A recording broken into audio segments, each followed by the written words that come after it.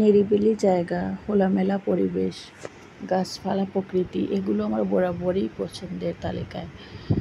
তো এটার খুঁজে আমরা গিয়েছিলাম সিলেট থেকে একটু বাইরে, সিলেট শহর থেকে একটু বাইরে রিজেন্ট পার্ক রিসোর্টে। আর এটার লোকেশনটা পড়েছে চণ্ডীপুল হয়ে যেতে হয় নর্থ ইস্ট মেডিকেলের একটু সামনে।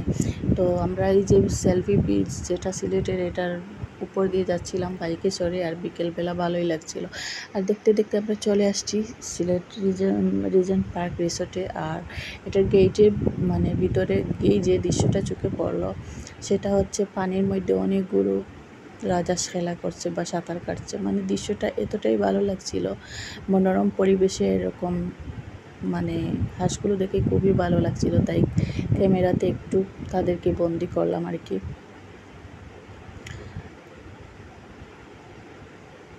আর দু সাইডে অনেক সুন্দর হলুদ কীরকম আর কি ফুল ছিল। আর এখানে সুন্দর করে লেখা আছে রিজেন্ট পার্ক রিসোর্ট। আর আমি একটু হেঁটে হেঁটে যাচ্ছিলাম ভিডিও করার জন্য, আর তারা বাবা মেয়ে বাইকে করে যাচ্ছিল। আর এখানে দেখেন অনেকটা জায়গা নিয়ে পুকুর বা দিঘি ছিল। আর এখানে সুন্দর সুন্দর ফুল ছিল আর কি, গোলাপ ফুল, সুন্দর গোলাপ ফুল ছিল, যেটা মানে দেখে আমি আর লোভ সামলাতে পারলাম না, তো একটা ছিঁড়ছি আর কি। আর এটা নিয়ে একটু ডং করতেছিলাম আমার মেয়েকে দেওয়ার জন্য। আর গোলাপ ফুল মনে হয় সবারই পছন্দের লিস্টে আছে। তো সে দৌড়ে আসছিল ফুল নেবার জন্য, আর সে ফুল নিয়ে সেটা তার বাবাকে দিয়ে দিচ্ছে। দেখেন কীরকম, মানে মেয়েরা বাবাকে মনে হয় সব মেয়েরা একটু বেশি ভালোবাসে। আর এখানে অনেক এরিয়া নিয়ে রিজেন্ট পার্ক রিসোর্টটা আর কি। আর আমরা এটাতে আসছিলাম প্রায় 3 বছর আগে। তো আমি একটা আপুর ভিডিওতে দেখছিলাম এখানে অনেক আপডেট করা হয়েছে, কিন্তু এখানে গিয়ে দেখলাম না, এটাতে আগের থেকে একটা আরও খারাপ অবস্থা, মানে একটু পুরনো হয়ে গেছে আর কি। মানে আগে আর একটু সুন্দর ছিল আর কি সেটা। আর এইখানে মানে বিভিন্ন রকম অনুষ্ঠান, বিয়ে, জন্মদিন অনেক কিছু করা হয় আর কি। মানে আপনি চাইলে এখানে বিয়ে শাদী বা যে কোনো অনুষ্ঠান করতে পারবেন, সে ব্যবস্থা আছে। আর যারা একটু পুরনো বাড়ি বা জমিদার বাড়ি পছন্দ করেন তাদের কাছে জায়গাটা ভালো লাগবে। এখানে গেলে আপনি জমিদার বাড়ির অনেকটা ফিল পাবেন।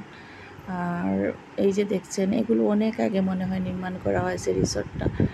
আর আমার কেন জানি পুরনো বাড়ি বা জমিদার বাড়ি এগুলো অনেক পছন্দ, মানে ভালো লাগে আর কি আমার কাছে। আর এই দেখেন দোতলা, মানে রিসোর্টটা দোতলা আর কি। উপরে এখানে থাকার ব্যবস্থা আছে, আপনি চাইলে থাকতেও পারবেন, সব ব্যবস্থা আছে, খাওয়া দাওয়া বা থাকার ব্যবস্থা আছে। যে যারা নিরিবিলি থাকতে পছন্দ করেন বা অনেক নিরিবিলি জায়গা পছন্দ, তাদের কাছে ভালো লাগবে জায়গাটা।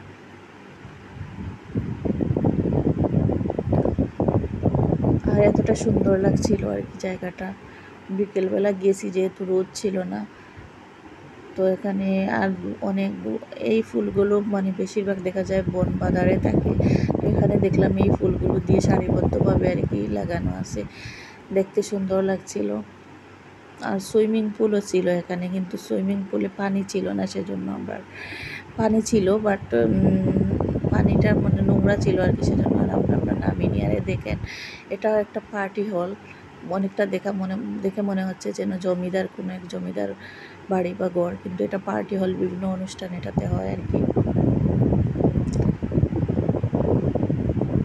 যারা একটু ভিন্ন ধাঁচের মানে জায়গা পছন্দ করেন বা নিরিবিলি জায়গা পছন্দ করেন, এখানে চাইলে আপনি মানে যে কোনো অনুষ্ঠানে ফটোশ্যুট যদি করেনও অনেক সুন্দর আসবে। মানে শহরের ওই যে চাকচিক্য বা লাইটিং এর থেকে একটু ভিন্ন জায়গাটা। আর এখানে দেখেন মানি প্লান্ট কীরকম ঝুলে আছে, মানি প্লান্টের গাছগুলো। আমি চাইছিলাম যে একটু ছিঁড়ে নিয়ে আসবো বাসায় লাগানোর জন্য, কিন্তু পরক্ষণে মনে হলো যে এটা একটা পর্যটন স্পট, এখানে যদি গিয়ে আমরা এরকম করি তাহলে আর হবে নাকি। কারণ এখানে তো একটা জাতীয় সম্পদ, যেখানে আপনি বারবার যাবেন, ঘুরবেন, ছবি তুলবেন, সেখানে তো তার কিছু রুলস নিয়ম মেনে চলতে হবে আর কি। আর এখানে আমরা একটু মানে ভিডিও করছিলাম। আর এখানে ওই যে পিছনে দেখছেন হারিকেন, এগুলো দিয়ে কী করে মানে রাতের বেলা এখানকার ভিউটা আমি কখনো দেখিনি কীরকম। আর এখানে দোতলা একটা ঘর ছিল যেখানে উঠে আপনি আশেপাশে প্রাকৃতিক মনোরম পরিবেশ উপভোগ করতে পারবেন। তো আমরা এখানে উঠছি আর কি, এই আর কি। আর অনেক বড় একটা পুকুরও ছিল। তো আমরা এখানে বসলাম। আমার ভিডিওটা ভালো লাগলে লাইক কমেন্ট শেয়ার করবেন। আজকের মতো এ পর্যন্তই।